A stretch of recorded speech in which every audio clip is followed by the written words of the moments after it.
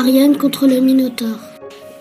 J'ai aimé le passage où Ariane demandait à Sumada de mettre l'épée dans le labyrinthe, puis la grosse pelote et quand ils vont chercher l'épée dans la salle du trône avec Thédale.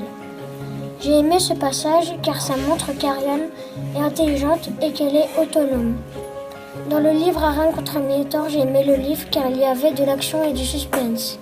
Je pense que c'est une vraie histoire.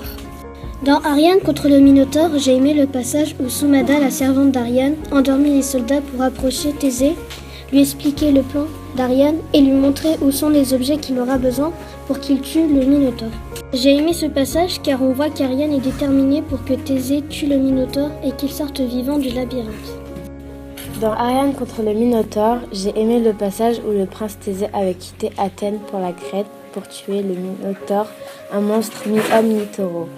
Et j'ai aussi aimé le passage où Thésée attache une extrémité du fil de la porte et le déroule dans le labyrinthe.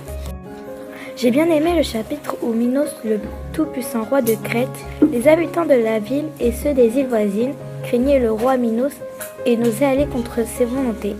Mais un jour, ses deux frères entreprirent de lui ravir le trône.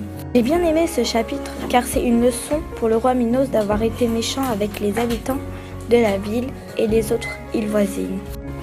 J'ai aimé le passage où Dédale aide Ariane pour aller chercher l'épée qui fait de la lumière et l'idée du fil qui va l'aider à sortir du labyrinthe. J'ai aimé ce passage car ça montre que Dédale voit les sentiments que Ariane a pour Thésée.